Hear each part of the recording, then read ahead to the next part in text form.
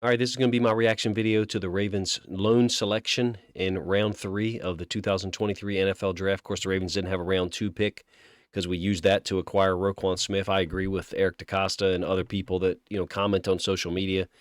If you picked Roquan Smith in the second round of the 2023 NFL Draft, it would be an A++ grade. It's the highest grade possible. So I understand that we're talking about an incomplete draft, not as many picks as 2022. So an extreme adjustment for Ravens fans, myself included, in terms of trying to evaluate the draft. I wanted to wait and watch some Trenton Simpson film before I tried to do this.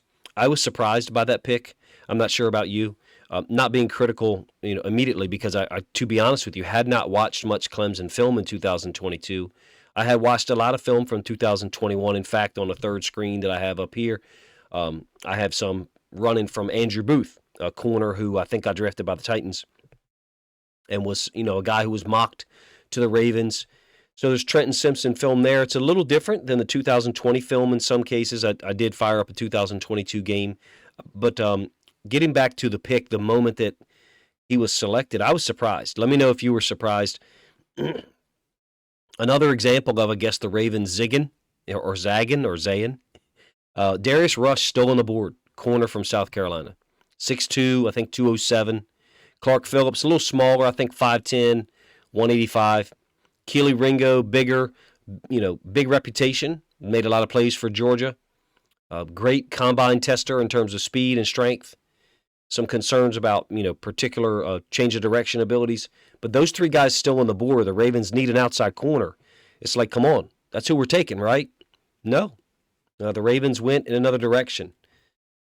I'm not sure if you agree with it. I didn't at first, and I'm not sure how I feel completely. But after watching the Trenton Simpson film, it's piqued my interest. First of all, this is not a guy who's only an inside linebacker. He's not. Cole Jackson on Twitter has done a great job of covering it. So if you're on Twitter and you follow him, go check out some of the stuff he's posting. He's posting film of Trenton Simpson from 2021 and 2022. Versatile player. I've got film of him against Wake Forest, Georgia, one other game in 2021. He's playing free safety, nickel, hybrid safety against Wake Forest in 2021. Against Georgia, he's playing out in space a lot, to the field. 4.43 guy in terms of his 40 time at the combine, I believe. He gets quarterback hits on blitzes. He covers well. Very smart, aware football player. Uses his eyes particularly well. Physical. Again, plays in space, plays to the field primarily. Does play in the box. This is not a prototypical inside linebacker. Just after watching 2.5 games, and I've got a third one still running as I comment here, I'll be honest with you, I'm not sure that he's drafted to replace Patrick Queen. I think it's possible that what you heard Eric DeCosta say in reference to Patrick Queen Friday night is accurate and is the truth. I don't know that to be true, but watching how versatile Trenton Simpson is, at least in 2021 film. And look, they got him listed at 6'2", 235.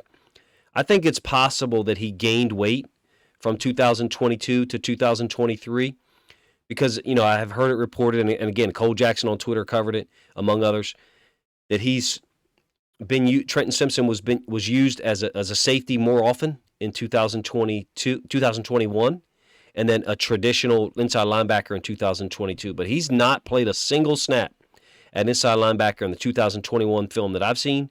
He's played a lot of safety, spun down, blitzed off the edge. Third downs, have seen him used in the inside linebacker position. This is a physical guy. I'm impressed. Would I have taken him over Darius Rush, Clark Phillips? No, personally I would not have. I'm not the guy in that room, though. Great eye discipline, very aware, again, versatile.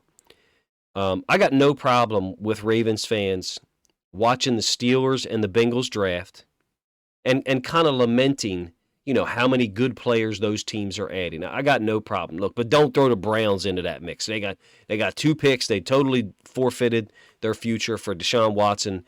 They did draft Cedric Tillman. Good for them. Good player. physical guy. Ravens fans, we looked at him. I really like him. They got the D tackle from Baylor. But other than that, this has not been a super draft for the Browns, even though they are sitting on 2 4th-rounders and 2 5th-rounders. Steelers, home run. Broderick Jones, the offensive tackle from Georgia. Joey Porter. They got a D tackle from Wisconsin that was some people had mocked to earlier than where he was drafted. And then they got the monster tight end from Georgia, Darnell Washington. So credit to them. I'm not as big on the Bengals draft. I'm just not. And if you've listened to my content or watched my videos much, you know I have a tremendous amount of respect for the Bengals. It's probably annoying to some Ravens fans how much I laud and praise their defense and the structure and discipline with which they play. I do not think, however, even though they drafted 3 defensive players, that they improved their team immediately. Now, I could be wrong in that assessment. Look, DJ Turner's a hell of a football player. 4.26 40 or 4.28, something like that. Jordan Battle, a lot of experience at Alabama. Real smart player. Plays in that cover 7 system where they got to adapt based on formation and split, field boundary, just so many variables. Jordan Battle, Brian Branch, all those DBs that come from Alabama, they know what they're doing, particularly the safeties and the nickel defenders who've got to adjust on every play. Miles Murphy, super talented guy, don't get me wrong.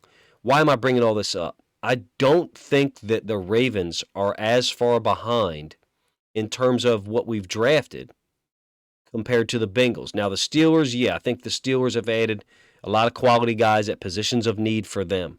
I don't think Miles Murphy starts over Trey Hendrickson. I don't think he starts over Sam Hubbard. If he does start, those guys are still on the roster. They're going to play. They got Joseph Asai. He's a hell of a football player, too. They got 4 DNs there that they've invested in. Maybe Sam Hubbard's out the door at some point, which would be crazy. I mean, he just won him a playoff game against us. We all remember that. Trey Hendrickson, I think, signed a 3-year deal when he signed with them in 2021, so I think this will be the 3rd year there. And certainly was dealing with injuries last year. Had a hell of a 2022 season, though. I think 14 sacks. My point is, I think the Bengals drafted guys at positions where they already have good players. Awuzie is an amazing corner when he's healthy. I know he had a knee injury, so maybe he's not going to return to full health next year. Does DJ Turner start over a healthy Awuzie? No. Does he start over CTB? I mean, maybe. They've got Dax Hill. They've got Mike Hilton still on the roster. They just drafted Jordan Battle. I'm just not sure that they've drafted 2 DBs, and I think one of them might be the starter, Jordan Battle, and DJ Turner may not. I think that long-term, those are good draft picks because of the Joe Burrow situation where they're going to have to sign him, and presumably some of those guys, Trey Hendrickson, Sam Hubbard, who have bigger salaries, may be on their way out the door. So I get it. Jesse Bates and Von Bell have already left. All right, getting back to Trenton Simpson. I have a weird thought here, and some of you may like it and some of you may not. The Ravens do have one player on their roster who's shown this level of versatility. And again, I'm generally referring to 2021 film. I don't see a guy who looks 6'2", 235 in 2021. But 2022 film, like I said, maybe he put on weight. But the Ravens got one guy who can play the nickel, who can blitz, he can play in the box, out in space. He can cover a little bit against tight ends, which is one of the things that is said about Trenton Simpson. And that guy for the Ravens is Kyle Hamilton. Am I saying that we just drafted a nickel defender?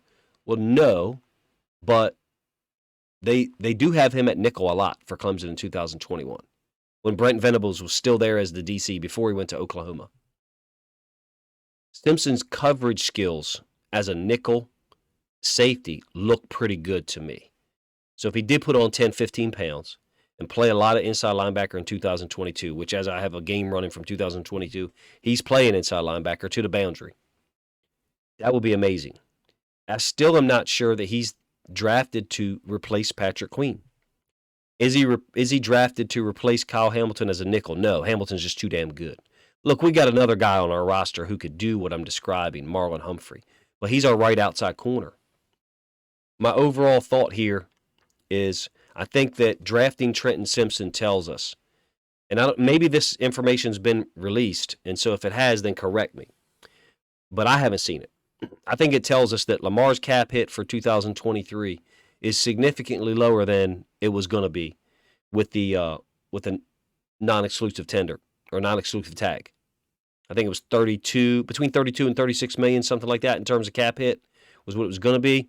This tells me that there has to be some other corner at play. Rock Ya-Sin, I did a film study on him that I'll link up here in the top right. You guys are welcome to check it out if you want. I think Rock Ya-Sin's an interesting player to bring in for the Ravens. Very disciplined, very balanced, tackles well, covers well, plays multiple coverages efficiently. No wasted movement, serious stance, guy who's locked in, if you ask me, every rep. Didn't see a ton of plays made on the ball by him in terms of interceptions, but I'm only going off 2022 film. Marcus Peters, another one. Maybe now salary-wise, we can deal with Marcus Peters. I don't think we're going to be paying him, I think it was $15 million in 2022. We're certainly not going to be paying him that, but I believe in him. I don't know if you do or not. I think that not taking a corner at 86 with Darius Rush, Clark Phillips, Keely Ringo on the board might be an indicator, or should be an indicator, that Lamar's cap hit in 2023 is low, and we think as a front office, or we know, that we've got the money to bring in Rock Ya-Sin or re-sign Marcus Peters. If I had a choice and we get a healthy Marcus Peters, I'm taking Marcus Peters, and I'm going to give you one example why.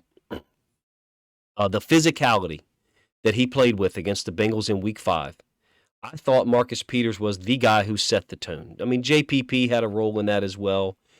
Keep in mind, we had not traded for Roquan Smith yet. I thought Marcus Peters was the guy who set the tone. He possibly could have gotten a couple penalties on Jamar Chase, but he threw his hand, into the face mask of Jamar Chase early in the game. And yeah, you can get a penalty doing that, but it to me was a moment where Marcus Peters was showing him and the Bengals offense, like, this is not 2021. This is not the same injury-depleted Ravens team that you're facing. And I think that that's just who Marcus Peters is. And so for me, the Trenton Simpson pick, even though initially it really surprised me, and personally I would not have done it, I can separate it. It appears to me to be another indicator that we're either signing Rock Ya-Sin or we're bringing back Marcus Peters. And if we get the healthy version of Marcus Peters, personally I believe in him, and I think that's a great option. You guys let me know if you agree with that part of what I've said. And you may not, that's fine, because there were certainly moments in 2022 where Marcus Peters did not look completely healthy. I got no qualms or no problem if someone wants to be a little more critical of Marcus Peters than I am. The guy's a playmaker. If we had drafted Emmanuel Forbes, we're drafting him because he's a playmaker, and he's a guy who gets pick sixes and turns the ball around, scores points on defense. Well, that's what Marcus Peters does when healthy. It'd be wonderful to get a healthy version of him signed for a low salary. No idea what that number would be, because I have no idea what Lamar's cap hit is in 2023. If you do, let me know in the comment section. All right, last piece here. I feel like this draft is different for the Ravens. Have we addressed our depth in the roster? Well, no. We've only taken two guys, right? Zay Flowers, Trenton Simpson. Have we addressed Lamar and the wide receiver room? 100%. Lamar signed for 5 years. Wonderful deal from what I think, very similar to the Hurts deal, very similar to what he was offered in September or something like that. And now it's improved a little bit. Have we addressed the wide receiver room? Absolutely. OBJ, Nelson Aguilar, veteran signings, Zay Flowers, awesome. O-line, left guard is the only question mark for me, along with left outside corner. I personally think that Simpson being drafted is a clear indicator that we've got another plan for corner that we believe in or we know is already a handshake deal. What would be your grade for the Ravens draft? It's difficult for me to say anything less than an A, even though I personally would not have drafted Trenton Simpson. Again, I can separate my personal feelings from an evaluation of it. When I say an A, I think it's Zay Flowers leads the way in that evaluation. And then Trenton Simpson appears to be a guy who can provide positional versatility, particularly on third down. I would say the coverage skills are better than I was told, better than a couple of things I read before I watched film. I did a Detroit Lions draft reaction video because that one was easy. This one was tougher. I had not watched Trenton Simpson film in over a year since trying to evaluate Andrew Booth. I noticed him because I noticed how versatile he was, how he lined up all over the field, and Clemson trusted him to do so much. I think he's going to make the roster. I think he's going to play on defense for the Ravens in 2023. I do not think it's going to be at will linebacker on first and second down. He looks to me like a guy who would play passing downs in a hybrid situation. We already have one of those guys, Kyle Hamilton. This, to me, looks like a guy that the Ravens draft to stop the Chiefs or the Bills once we've shown them or made it clear to them they can't run the ball efficiently and effectively, and we've put them in passing mode. Kind of like, if you recall, late in the Jacksonville game when we were unable to cover particular guys, generally away from Marlon Humphrey, and the Jags were able to just throw the ball all over, some of which was against Marcus Peters. I will admit that. This is an interesting draft selection to me. It is very different. That's why I call it zigging, whereas yesterday they zayyed. You guys let me know what you think of the grade should be. I'm going to say A-, somewhere in that range. I got no problem if somebody says B+, but it's very difficult for me to say B+ when we just drafted Zay Flowers. Appreciate you guys' time. Let me know how excited you are for the rest of the draft, which will conclude, I think, Saturday, and what your grade will be so far for the Ravens, only having 2 selections in 2023 through 4 rounds. Appreciate you guys' time.